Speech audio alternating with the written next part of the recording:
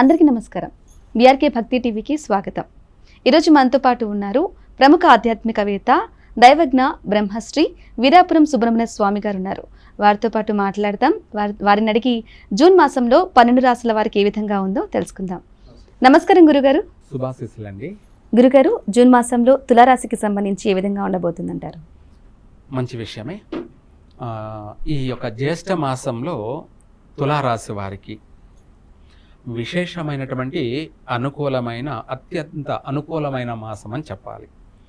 ఈ మాసంలో తులారాశి వాళ్ళు అన్ని రంగాల వారికి కూడా కలిసి వచ్చే అంశాలే ఎక్కువగా ఉన్నాయి. వీళ్ళు పట్టిందల్లా బంగారమా అన్నట్టుగా కలిసి వచ్చే అవకాశం ఎక్కువగా ఉంది. ఏ పని చేసినా కూడా కలిసే వస్తుంది. ఎటువంటి పని చేసినా కూడా కలిసే వస్తుంది. అంటే వాళ్ళు డబ్బులు పెట్టుబడి పెట్టి వ్యాపారాలు చేయాల్సిన అవసరం కూడా లేదు. అంటే ఒట్టి చేతులతో మీడియేటర్గా వ్యవహరించినా కూడా ఖాళీ ఇంట్లోంచి ఒట్టి చేతులతో వెళ్ళి నడిపించవచ్చు.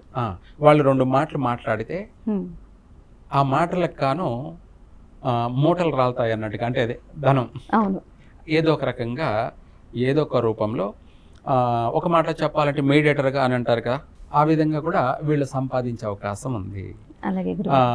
ఏ విధంగానైనా సరే ఒక వివాహ మ్యాచెస్ కలపాలి అంటే కూడా అది వీళ్ళు మాట్లాడే విధానమే సంబంధాలు కుదురుతాయి. అదే మీడియేటర్.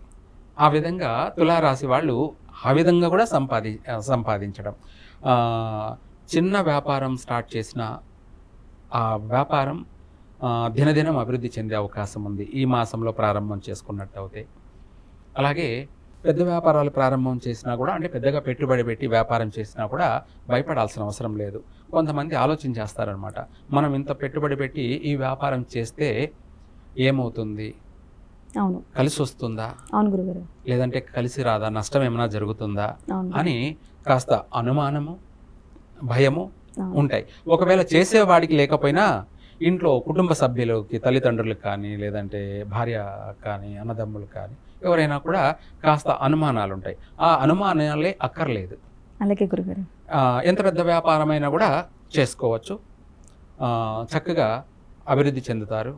విశేషంగా లాభార్జనలోకి వెళ్తారు.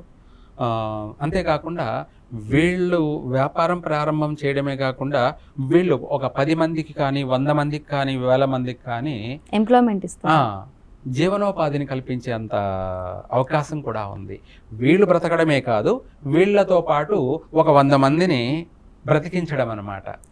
అటువంటి అనుకూలమైనటువంటి వాతావరణం కనిపిస్తుంది ఈ తులారాశి వాళ్ళకి. వివాహ ప్రయత్నాలు చేసుకోవచ్చు ప్రశాంతంగా. ఇప్పుడు వివాహ ప్రయత్నాలు అనేది ప్రారంభం చేసుకోవచ్చు. ఇక్కడ మనకు ముహూర్తాలు లేవు, కానీ మనం సంబంధం లేదు, మనం చూడ్డానికి ప్రయత్నం చేసుకోవచ్చు.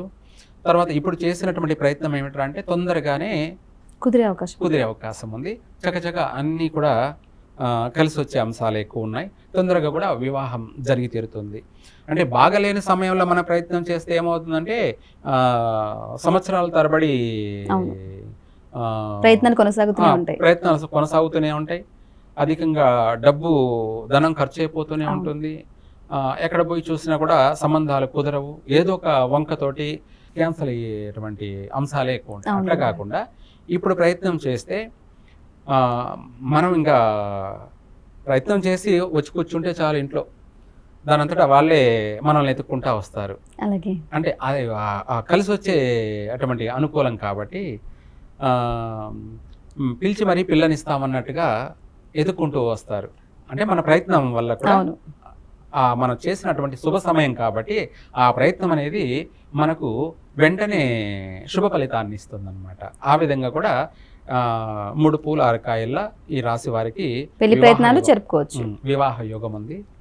మంచి సంతాన ప్రాప్తి, పుత్ర సంతాన ప్రాప్తి కలిగే అవకాశం అధికంగా, అంటే స్త్రీ సంతానము ఉంటుంది, అలాగే అధిక సంఖ్యలో పుత్ర సంతాన ప్రాప్తి కూడా కలిగే అవకాశం ఉంది ఈ రాశి వారికి.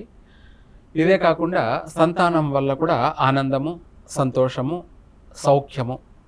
ఆరోగ్యపరంగా ఏ విధంగా ఉంటారు? ఆరోగ్యపరమైనటువంటి విషయాల్లో కూడా మేజర్ నష్టాలు ఏమీ లేవు. అలాగే గురు. చిన్న చిన్న విషయాలు అవి ప్రపంచంలో ప్రతి ఒక్కరికి కామనే. మేజర్ నష్టాలంటే దీర్ఘకాలికంగా రోగాలు, ఆపరేషన్లు జరిగేటువంటి సమస్యలు అంటూ ఏమీ లేవండి. అలాగే చిన్న చిన్న సమస్యలే మామూలుగా, అవి కూడా రావచ్చు రాకపోవచ్చు, చిన్న సమస్యలు కూడా. మొత్తం మీద జ్యేష్ఠ మాసం అనేది తులారాశి వారికి సర్వ విధాల కలిసే వస్తుంది. విదేశాలకు వెళ్ళాలనుకునే వాళ్ళు ప్రశాంతంగా ప్రయత్నం చేసుకోవచ్చు. ఇప్పుడు చేసిన ప్రయత్నం వెంటనైనా జరుగుతుంది, ఆలస్యమైన 100% జరిగే తీరుతుంది. చదువులలో కానీ ఉద్యోగాల్లో ప్రయత్నాలు చేసేవాళ్ళు బాగా కలిసి వస్తుంది. అక్కడ వెళ్ళి చదువుకోవాలనుకునే వాళ్ళకు కూడా అక్కడ సీట్ దొరుకుతుంది. అక్కడికి వెళ్ళి చదువుకునే అవకాశం కూడా 100% వీళ్ళకు కలిసి వచ్చే అంశమే ఎక్కువగా ఉంది. రాజకీయ నాయకులకు అయితే తిరుగులేదు తులారాశి వారికి.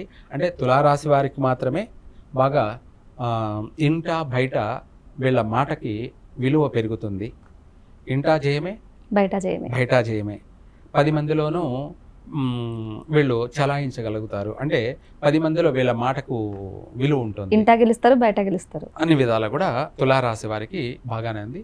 సినిమా రంగాల వారికి చూసుకుంటే మధ్యమ ఫలితాలు ఉన్నాయి, అంటే మిశ్రమ ఫలితాలు మాత్రమే ఉన్నాయి. మిగతా విషయాలలో తిరుగులేదు తులారాశి వారికి, అన్నీ కలిసి వచ్చే అంశాలే చక్కగా.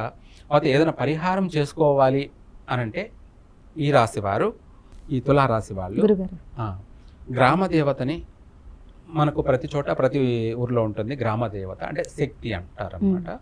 ఆ అమ్మవారికి ఆదివారమైనా లేదా మంగళవారమైనా లేదంటే ఇంకా శుక్రవారమైనా సరే ఒక నిమ్మకాయ తీసుకొని అమ్మవారికి నేత్రాలకు తగిలించి, ఈ తులారాశి వాళ్ళు ఆ నిమ్మకాయని నేత్రాలకు తగిలించి, అలాగే తలకు విధికి తగిలించి ఆ అమ్మవారికి పాదాల చెంతన పెట్టాలి.